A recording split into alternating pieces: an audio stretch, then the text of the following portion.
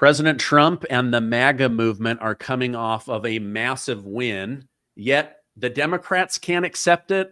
Leticia James is blaming Trump for everything in her life, and former President Barack Obama takes several veiled swipes at Donald Trump. To help me go through this, I have Larry Elder. Larry, thank you for coming back on. It is my pleasure, Stephen. Thank you for having me. I always love our conversations. You've been doing conservative radio for decades. You've run for governor. You've run for president. You have an insight that most people don't have. So I value your time. Thank you again for coming on. I want to jump into this Attorney General Leticia James. Right. So in New York, she's under investigation for fraud. There's a pending grand jury and FBI investigation. Down south, a grand jury has indicted her on mortgage fraud in the state of Virginia. She says this is all Trump's revenge, that this is all political, that she's done nothing wrong. Yet Trump's not the one going after her. Sam Antar, a private citizen, spent 9 months gathering documents and then handed them to the FBI. And they said, wow, she sure looks guilty. What are your thoughts on her and her trying to blame everything on Donald Trump? Well, Stephen, I used to work for the LA County DA's office briefly when I was a law student. It was kind of my first legal job. And the DAs took their jobs very seriously. The job of a DA is very different than the job of a criminal defense lawyer. A criminal defense lawyer's job sometimes is to hide the evidence, to get his client the best possible deal, to hide the truth. That's what a defense lawyer is supposed to do, to get his client the best possible deal within the bounds of the law. That's what the canons of ethics require a defense attorney to do, to zealously defend your client. The canons of ethics for a prosecutor are very different. A prosecutor is supposed to do justice. Often prosecutors brag about their conviction rate, and I'm kind of surprised that they do that, because your job is not to get a high conviction rate. Your job is to get convictions that are just. And when Leticia James runs for office promising to get Donald Trump, not one word of an investigation had taken place. And here she is presuming he's guilty of something, didn't say what it was, but I'm going to go out and get him. I would have thought that the ABA would have said something, the ACLU would have said something, because that is completely antithetical with what a job of a DA is. A job of a DA is to do justice. And when a DA is pursuing a case and the DA finds evidence that is exculpatory, you're supposed to turn that evidence over and drop the case. But to go out and get somebody, it's vengeance, it's vindictiveness, it's not justice. So for her to do this and to bring this lawsuit against Donald Trump for allegedly inflating the value of his properties in order to secure loans is beyond bogus. I can't use the word on your show that I really wanted to use to describe what happened to Donald Trump in this case. I have a lot of friends who are real estate developers. I met a lot of them when I was running for governor, and many of them are billionaires. And they told me to a person, every single developer always inflates the value of his or her property to get favorable loans. The banks, of course, are not naive. They have appraisers, and their job is to find out whether or not the assessment I've given to my property is close enough for you to get that loan, for me to get that loan. That's the way the game is played. So everybody does what Donald Trump allegedly did. I say allegedly because I think the value of Mar-a-Lago was much higher than what apparently Leticia James thinks it is. And for him to be pursued like that is just unreal. And on appeal, the appeal is still pending. I heard that one of the appellate judges asked the state whether they'd ever brought charges against anybody like this before, whether they brought charges against somebody when the bank has not complained. Indeed, the bank said that they would all do business again with Donald Trump if they could. They liked him. He paid back all the interest. He paid back all the principal. So why she went after him is purely toxic political vengeance. And for somebody to do that, I would think that she should certainly make sure her house is clean. And for her to have committed a mortgage fraud, and it's very different what Donald Trump did. Donald Trump allegedly inflated the value of his properties.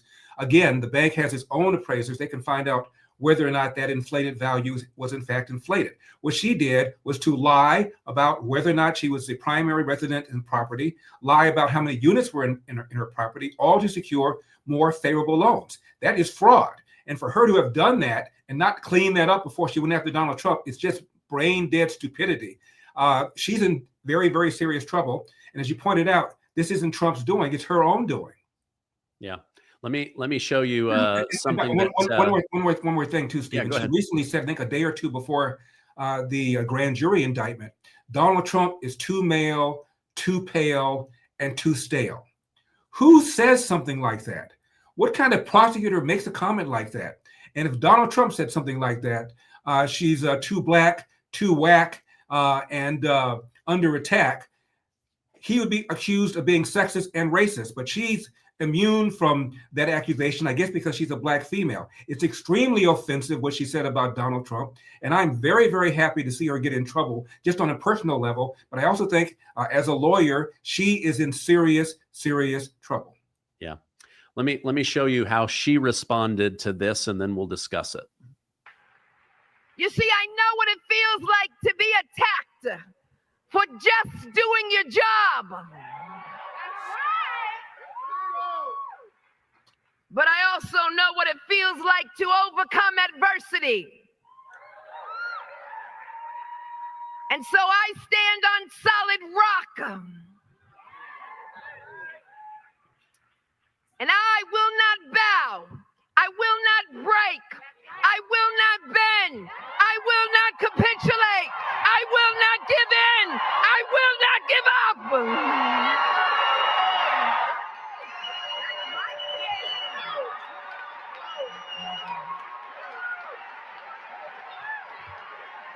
You come for me, you gotta come to all of us.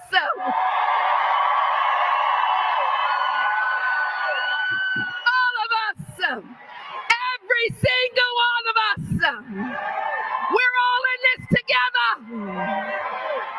Now, last I checked, not everybody signed. Overcome, we shall over. We're all in this together. No, you made your own bed. You're the one who fraudulently filled out those mortgage applications. He's not coming. They're not coming for all of us.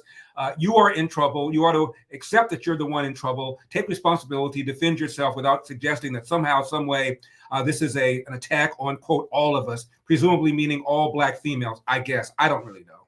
Yeah. I thought it was interesting, like all of us signed those documents. No, it was just you and your husband. I mean, your dad. It was just you in New York. It was just you in Virginia. So this is all her. And then the other thing is, like, remember last year, you probably covered this. I did. There were all these women that were high up in universities that were getting in trouble for plagiarizing. I covered enough Donald Trump rallies to know she's plagiarizing Trump. I will not break. I will not bend. I will not capitulate. So I just think it's crazy. She can't not say it's Trump, right? Because otherwise, who else is she going to blame for her own bad behavior?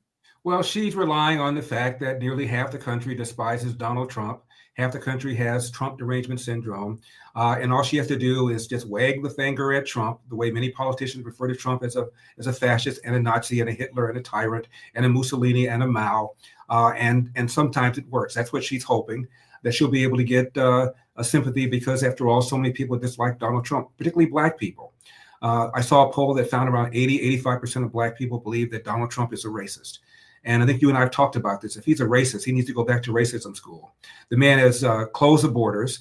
The cohort most hurt economically because of illegal aliens are black people living in the inner city who have high school or less education, because most of the illegal aliens will end up living in low-income areas. They'll compete for jobs that would otherwise be held by black people. And their presence puts downward pressure on the wages of what black people would otherwise earn. There was a study done by the Civil Rights Commission some years ago that found 1 million fewer black people are working because of the presence of illegal alien labor. And the average black person in the inner city would be making around $1,800 more per year, but for the presence of illegal alien labor. Donald Trump has stopped illegal immigration. Donald Trump supports a school choice. There are 13 public high schools in Baltimore. Stephen, I recently interviewed a man who wrote a book about the Baltimore public schools called Failure Factory.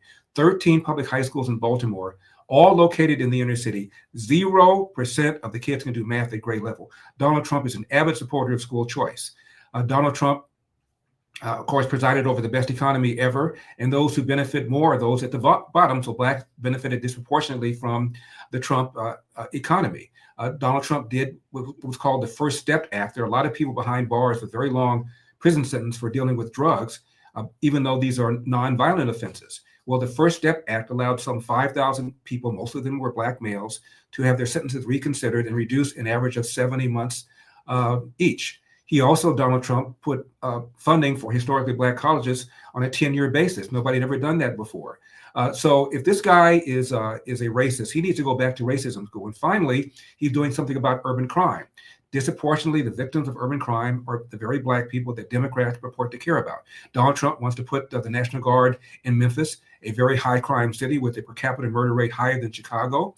He wants to put the National Guard in Chicago. Last weekend, about 50 people shot, about 5 or 6 people killed. That's a typical weekend for Chicago. He wants to do something about crime in New Orleans. Again, very high per capita homicide rate, higher than Chicago. In that case, the governor of Louisiana is cheering him on. So if Donald Trump did not care about Black people, if he was a racist, it seems to me he'd let the crime go, because those who are most harmed are the very Black people that Donald Trump allegedly despises. So the whole thing is just maddening. It's just maddening. And you have people like Alvin Bragg, who also ran to get Donald Trump, Leticia James, Jasmine Crockett, and a bunch of other people like Maxine Waters, who play the race card, play the gender card, and are ignoring the real problem facing the Black community, which you and I have talked about for a long time, which is the epidemic of fatherlessness and the poor schools I just now mentioned. They would rather go after Donald Trump and pull out the race card and yell systemic racism, systemic racism, systemic racism, while people really are suffering because of the problems I just now mentioned that they don't want to talk about, let alone address. Okay. Wow. Very, very insightful. Let me switch gears with you. We're just coming off this historic meeting where President Trump was able to finally bring this Israel-Gaza war to an end, peace to the Middle East, his Abraham Accords, everything's looking really good. I want to get your thoughts on that. And then President Obama used this opportunity to not only not give President Trump credit, but to attack him. Your thoughts on this Israel good news? Well, of course, it's historic. And, you know, big picture, the reason Donald Trump was able to pull this off is because of all the characteristics that people who despise Donald Trump, all the characteristics he has that make people despise him. He's brash, he's bold, he's unconventional, he's politically incorrect. Robert Kennedy loved to quote George Bernard Shaw, who used to say, "Some people see things the way they are and ask why. I dream of things that never were and ask why not." That is Donald Trump. Donald Trump comes into office. He looks at the Middle East and says, "Are you kidding me? Iran is this close to getting a nuke and we're doing nothing about it? And Iran is the chief exporter of terror. He's funding the terror groups in Israel. He's funding the terror groups in Lebanon. He's funding the terror groups in Yemen, and no one's doing anything about it." And he takes out 3 nuclear sites. He pulls us for that out of the Iran deal. He dressed down the United Nations for NATO rather, for not ponying up their 2%, and now they're ponying up 5%. And he has changed the entire landscape of the world, not just of the Middle East. I met a man during the 2020 election at an airport. He was a prison chaplain, and he told me his son was in special ops. And he said, "I did not vote for Donald Trump in 2016 because I didn't like his personality. I thought he was vulgar. I thought he was rude. I thought he was brash. I thought he was crass. All the things that many people who don't like Donald Trump cite as to why they don't like him." He said, "But now I'm going to vote for him." I said, "Why?" He said, "My son is in special ops. I cannot tell you what he does. All I can tell you is that my son and his colleagues all say that our friends respect him and our enemies are scared bleatless of him. So Donald Trump is keeping my son safe, and therefore I'm going to vote for him this time." That's what's going on here. He took out Iran, the nuclear sites. Iran's economy now, because of all these sanctions, is now experiencing a 40% inflation, very high unemployment for a lot of young men. They can no longer export terror to Hezbollah, which has been decimated. Hamas has now been decimated. And the Houthis are no longer the same threat they were, all because of what Donald Trump did to deal with Iran. That is the original kind of starting place of how this deal took place. All this because Donald Trump saw the Middle East very differently than did Obama, very differently than did Joe Biden. And as far as I'm concerned, they're embarrassed. Joe Biden has all this foreign policy experience. Remember, the reason Barack Obama chose him to be his running mate is because Barack Obama was a longtime state lawmaker, just briefly in the Senate, zero foreign policy experience. But Joe was on the Senate Foreign Relations Committee, had been in Senate for 30 some odd years, had all this alleged foreign policy experience. And so Joe Biden, with all this experience, all these years on the Foreign Relations Committee in the Senate, 8 years as Obama's go-to guy for foreign policy, 4 years as president, couldn't get something like this done. They are embarrassed, which is why the architect of the Iran deal, the former National Security Advisor, Ben Rhodes, says, well, you know, it's just a ceasefire. I wouldn't get too excited about this. Come on, can't you at least give the man some credit for 1 or 2 days, 48 hours before you start dumping on the prospect of this 10-point plan? They are embarrassed and should be. Yeah. Well, here's what former President Barack Obama said. After 2 years of unimaginable loss and suffering for Israeli families and the people of Gaza, we should all be encouraged and relieved that an end to the conflict is within sight, that those hostages being held will be reunited with their families, and that vital aid can start reaching those inside Gaza whose lives have been shattered. More than that, though, it now falls on Israeli and Palestinians, with the support of the U.S. and the entire world community, to begin the hard task of rebuilding Gaza and to commit to a process that, by recognizing the common humanity and basic rights of both people, can achieve a lasting peace. No credit to Donald Trump. Zero credit to Donald Trump. That's fascinating to me.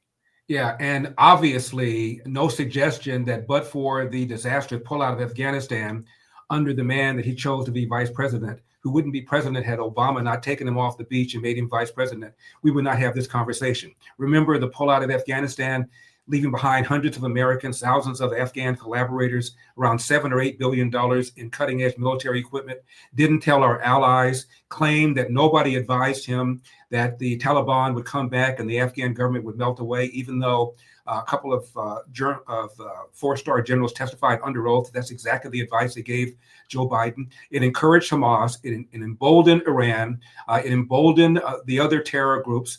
And we wouldn't be having this conversation had Joe Biden not done that. We wouldn't be having this conversation, Mr. Obama, had you not chosen Joe Biden to be your running mate and empowered him so he could run as a former vice president to, quote unquote, defeat Donald Trump in 2020. I say defeat in air quotes because I believe that the victory was rigged. Anyway, this is what's going on here. That side has a lot to account for, and they are, again, to use the word I've used before, embarrassed. Yeah. Good point. I was a little bit shocked to hear CNN going after Obama. Let's watch this together. President Obama put out this post talking about the peace deal and the prospects of it. And Don Jr. responded to it. I'll finish it for you. Thank you, Donald Trump. Honestly, it's not unfair to say if President Obama's going to write a whole post about a peace deal, maybe he should acknowledge the president that brokered it. I mean, that's CNN. Well, that's one person on CNN. Also, Jake Tapper was much more muted in his praise. He said the same thing pretty much that Obama said, well, okay, let's find out what happens down the road. These are things that we really need to find out what's going to happen afterwards before we salute Donald Trump. So, but you're right. CNN did say that. And there is I'm not going to say a sea change, but certainly a shift in the way I believe that Donald Trump is being covered by people like CNN and what I call MSNBC hee-haw. They're beginning to show him a little more respect. The New York Times had an editorial that I read on my program when Trump pulled out of the Iran deal, and they predicted horror. They predicted conflagration. I believe that was the word they used, and they predicted that would simply jumpstart Iran's march towards getting a nuclear weapon. The sky is falling. The sky is falling. The sky is falling. And they too should be embarrassed by underestimating this man. And I believe that's one of Donald Trump's greatest attributes, that he is consistently underestimated by his political enemies and foreign policy enemies. This guy, by force of personality, force of character, has literally changed the world. And it isn't just the Middle East. Remember all the naysayers about the tariffs, and I was one of them. I'm a free market guy, and I believe that it doesn't make any sense to put tariffs on friendly trading partners. Enemy trading partners is different. But what I discovered and what Donald Trump has taught people is that a lot of our trading partners had unfair tariffs against us because after World War II, we were the lone standing industrial power. And we enabled our trading allies to have tariffs against us because we wanted their economies to get rebuilt. Well, they've been rebuilt for a long time. And Donald Trump, as a civilian, working with all these countries, talked about how often they were laughing at us because we had these burdens on goods we try to send to their countries, but they didn't have burdens on goods they send to ours. It was unfair, and many of them are now acknowledging that. He's changed that. He secured the borders within a matter of weeks when we were told for 4 years that you could not secure the borders without, quote, comprehensive immigration reform, close quote. He has changed the whole narrative about DEI. All these institutions and colleges literally hiring people based on race, admitting students based on race, undermining the whole concept of merit. Donald Trump has turned that around as well. This man has done so many things, including, as I mentioned earlier, doing something about crime in places like DC. Within a matter of days, the crime rate fell, carjacking fell, homicides fell. This is jaw-droppingly stunning developments in just 9 months. Yeah, he's doing such an, I mean, I've been seeing all these videos from Chicago to Memphis saying, our kids can play. We feel safe. I can walk down the street in Washington, D.C. Let me ask you something. How much time do you spend every day on a web browser? How much time do you spend clicking, searching around, scrolling, typing, endless tabs? It's a lot, right? Well, there's a new AI web browser from Perplexity called Comet. And that is completely changing the way that you interact with your web browser. Using Comet feels like having a personal assistant living in your web browser that can actually do things for you across the internet. That's right. It can do things, not just get you answers. You can ask Comet to handle tasks for you, and it literally clicks, types, searches, and scrolls like you would to get things done for you in the background while you go about your day. Comet can shop for you, make reservations, book travel, summarize articles or videos, send emails, schedule meetings, and a lot more to make your life easier. Let me give you an example. I'm about to go on a business trip to Tampa. So I've asked it to find me the best Mexican restaurants in the area. I want them to have a reservation, good reviews, and they have to have Diet Coke. Well, it found the one that I'm planning to go to. It set up the reservation and it's dumped it over to my calendar. You can use Perplexity and Comet to book fun things with your kids or grandkids or buy things and send it to them. It's really quite amazing. Pretty cool, right? Download Perplexity's new AI web browser, Comet, by heading to pplx.ai/Gardner and let your browser work for you. Plus, right now, when you download Comet, you get a month of Rumble Premium for free. That's pplx.ai/Gardner. Go check it out right now. I'll leave a link down below. One more thing while I'm on this. People have often referred to Donald Trump as a racist. What has Donald Trump done for race relations? I mentioned all the things I mentioned earlier. There's one more. It's probably the most important thing of all. Donald Trump has now made it possible for people to say the truth about, quote, race relations without fear of being called a racist or without fear of being called a sellout or an Uncle Tom. He's called people like Maxine Waters and Jasmine Crockett low IQ people without fear of being retaliated against by those who are going to call him a bigot. He's talked about DEI and about how it's going to put a stigma on you when you're there for fear that maybe, just maybe, you're an airline pilot, not because you're the best pilot, but because you're a Black female. He's changed people's willingness to say the truth about things like this. So I would argue that Donald Trump's biggest contribution to quote unquote race relations is to free Americans to tell the truth about what they see and what they think is wrong without fear of being called a racist or being called a sellout. Yeah, no, that's an excellent point. Okay, so sticking with Obama, he did a podcast recently where he said that universities and businesses have capacity to take a stand against Trump. He said that they should be willing to lose money on behalf of their ideals and pushing back against President Trump. In fact, he said these universities have an endowment for this very reason, to weather the storm against things they disagree with, money to back them up in their fight. What are your thoughts on this? I mean, do you feel like Trump is just bullying every university and every business into doing whatever he wants? Well, I wish Obama would be a little more specific and give me an example about what he's talking about. If he's talking about the fact that Donald Trump is threatening to withhold federal money from universities that violate the 14th Amendment by hiring people and admitting students based on race, then Obama is just flat out wrong.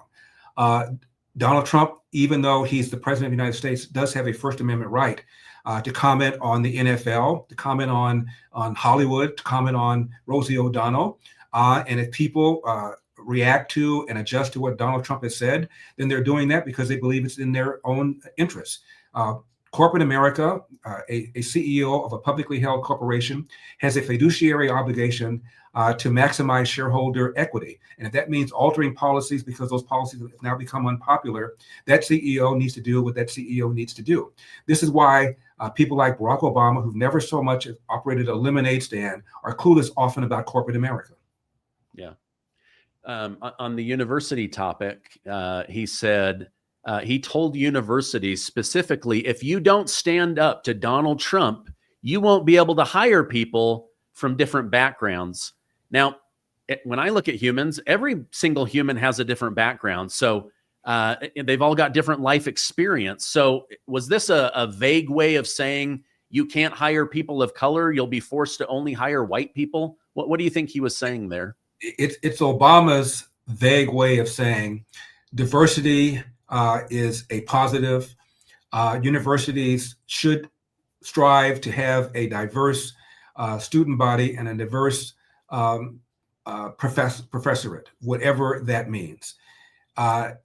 Again, the NBA is roughly 75, 80% Black, if not more. The NFL is as well.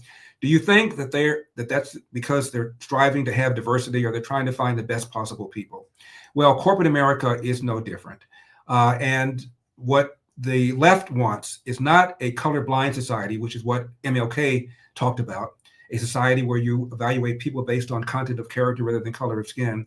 They want a color coordinated society, and they're the ones that are going to do the coordinating. Somehow, some way, if your corporation has, quote, an insufficient number of Blacks, the implication is that you're practicing racism, as opposed to maybe, just maybe, there aren't enough Blacks who are qualified.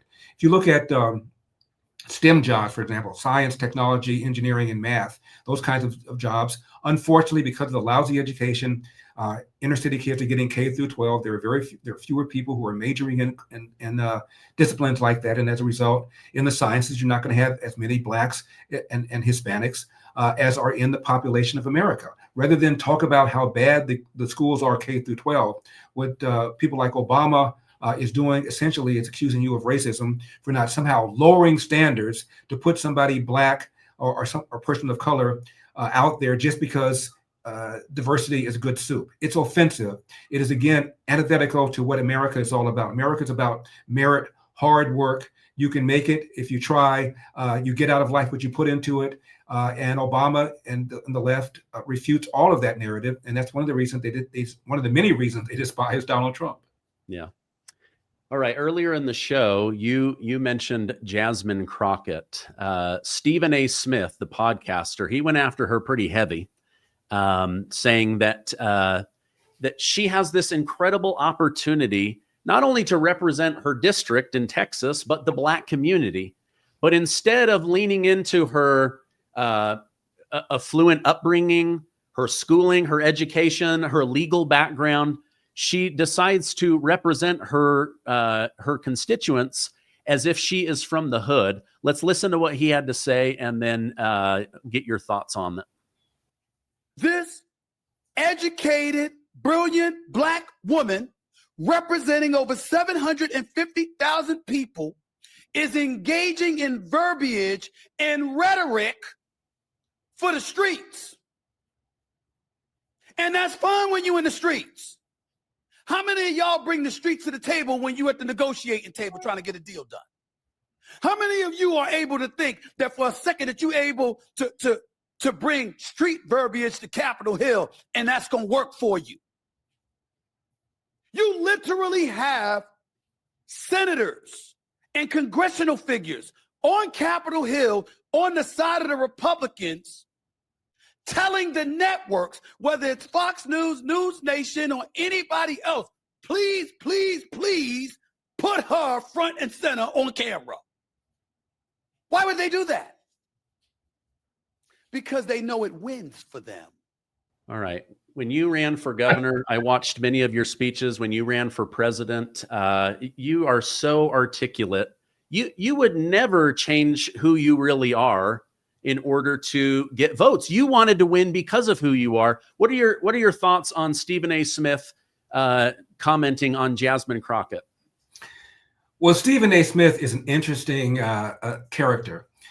He uses a kind of street cred and kind of hood bravado that he's accusing Jasmine Crockett of doing in an inauthentic way. Stephen A. Smith has always been like this. He's from the hood in Philadelphia. One of his best friends is a close friend of mine.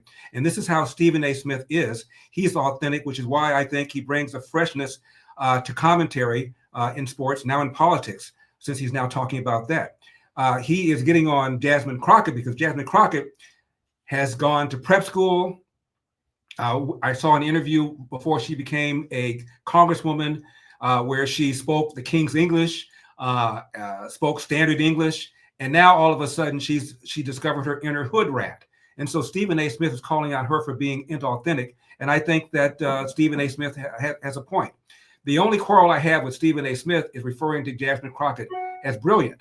I don't see anything she's ever said that makes me think she's brilliant.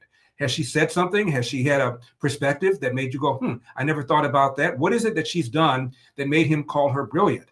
Other than, I guess he doesn't want to, in my opinion, be offensive to call her what Donald Trump did was a low IQ person.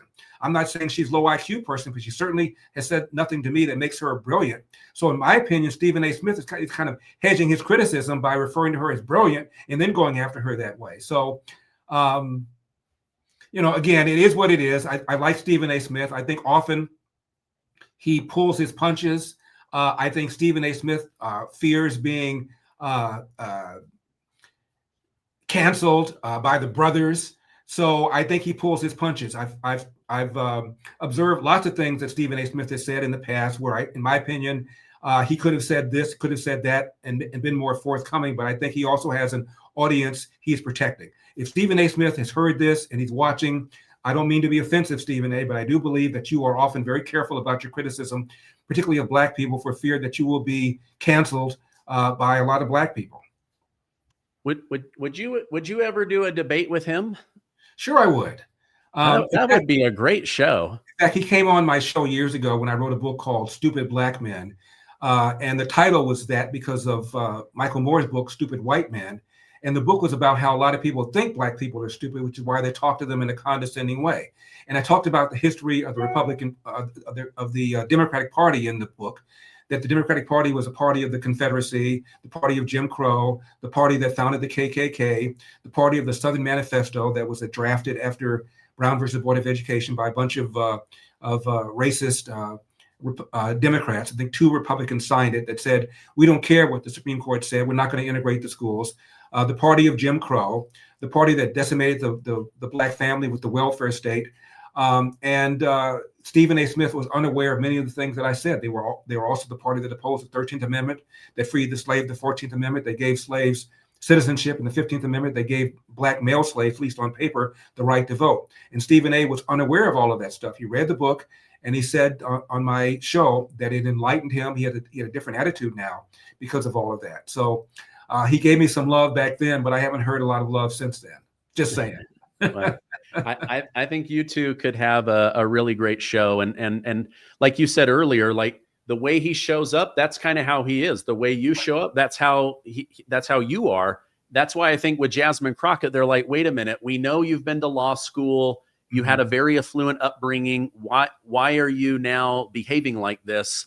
I don't know. I think the answer in her twisted logic, I think that she believes that one of the keys to Donald Trump's success is Donald Trump's authenticity, and she's right.